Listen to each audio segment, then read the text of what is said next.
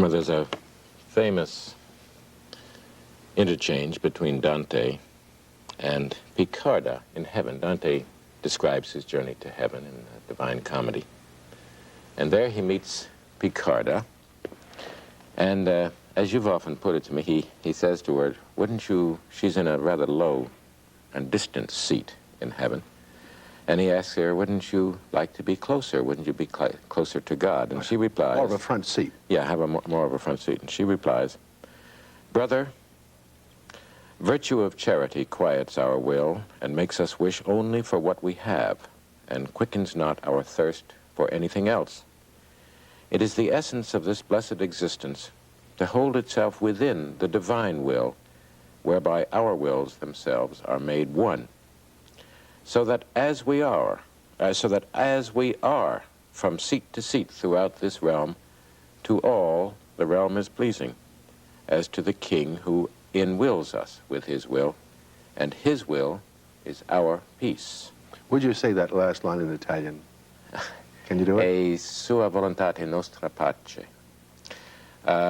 And that's probably the most famous line in the Divine Comedy. And his will, that is God's will. His will is our peace. Is our peace. Readers over the last 700 years have reacted to that line and to that whole notion with very differing reactions. That Matthew Arnold said it was the touchstone of poetry. It was the most beautiful line of all. T.S. Eliot, I think, believes it is the most beautiful single line of poetry. How do you feel about it?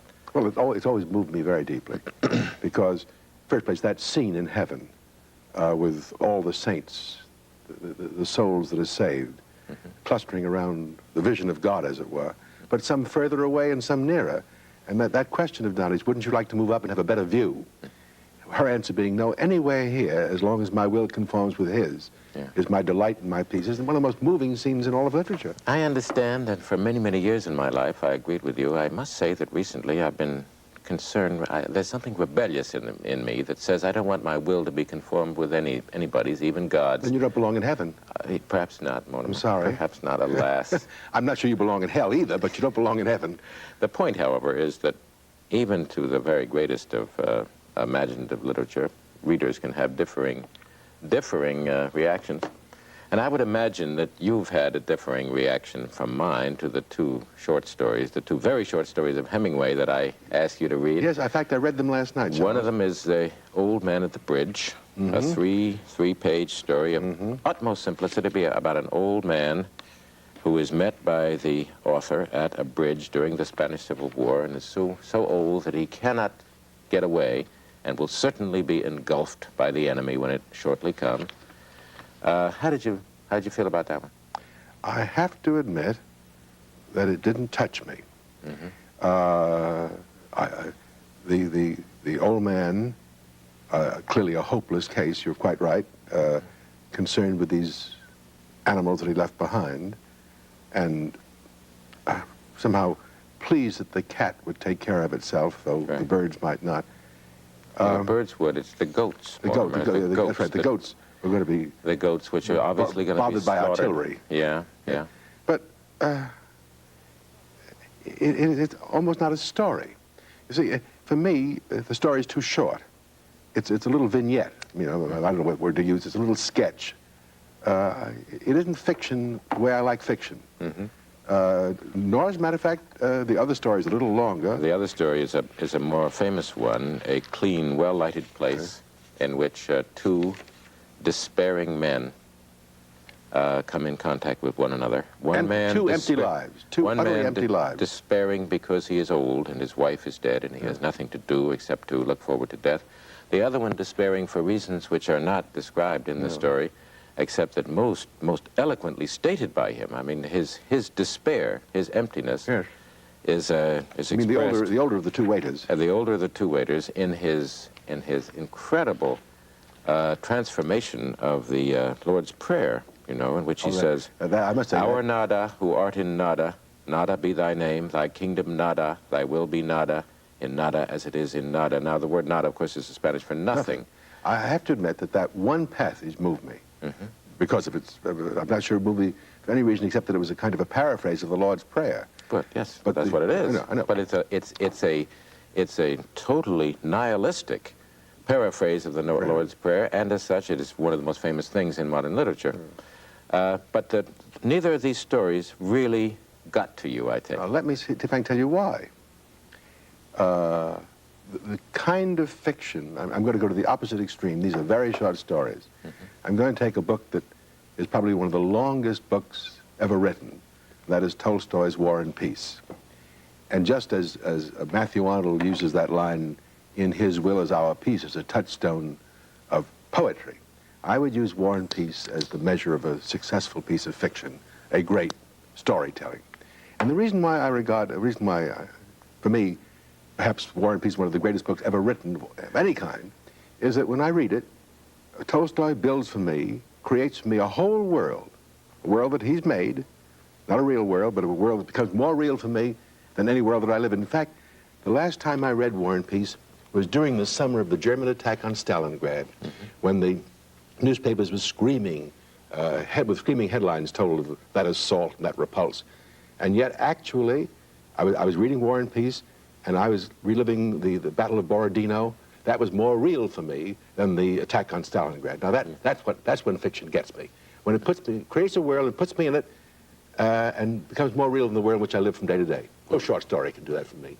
But short stories can do that for me. You see, it takes 1,000 pages for an author to do that to you, I take it. And not every 1,000 pages either. They have to be although I think good. Tom Jones will do that for me. All right. But, you see, that happens to me in 3 pages. I don't understand how do you do it? How do you do it? It is because I am willing to let it happen. You mean I'm not willing to let it happen? No, you're not. I think I was quite awake when I read this last night. You were awake when you read it, but you were not, how shall I say, sensitized to it. You were not ready to be swept up in it within the first paragraph, within the first sentence.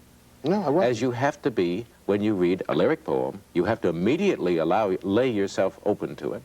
And you have to do that with a short story, too. You are not reading a short story. It's as though you have to get running very quickly and in order to catch up to the short story. I'm not a sprinter. I'm a mile runner. Yes, right. And you are resistant to what the author is trying to do. I mean, I don't think I was reluctant. I don't think I was willfully withholding myself from these stories. I read them with an open eye and with a willingness to be pleased, but they left me flat.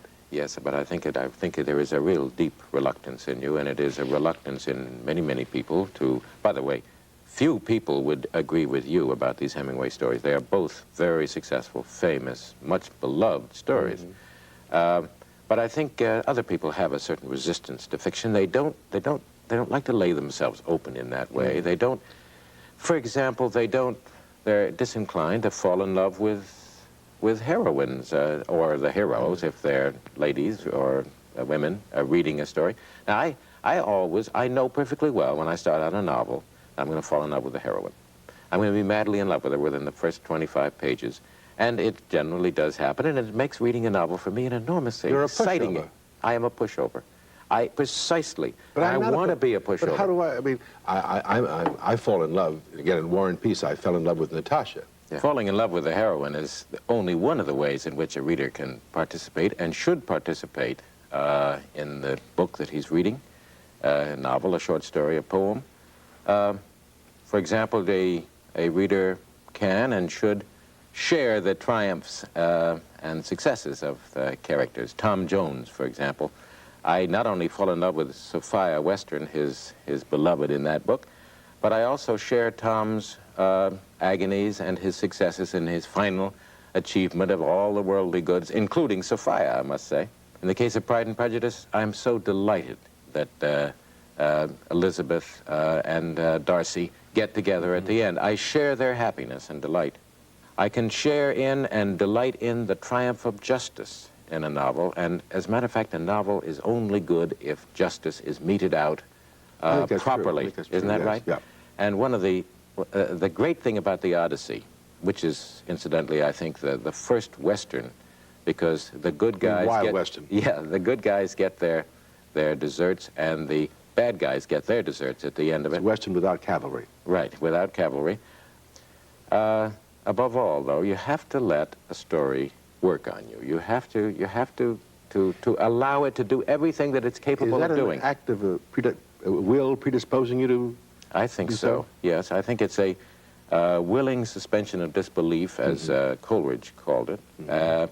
You must do it in the theater. You must do it when reading a poem. You must do it when reading a short story or a novel. You must allow the story to do what it can do. And would you say that the success of fiction, whether it's on the stage or on a page, is that you're unconscious of the fact that you're seeing a play or reading a book? Yes, I think that's true. If you're conscious that you're reading or conscious that you're seeing a play, it hasn't worked. Yes, and of course I can get myself into that position with a story so quickly because I'm highly sensitized to the effort and to the need. For example, I just want to read the end of one wonderful story. It's by John Galsworthy, who is most famous for his Forsyte saga.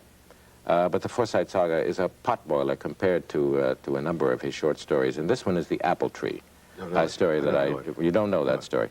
Well, it's a story about a man named Frank Ashurst who comes back with his wife, and he's a middle-aged man, to a certain place out in the country.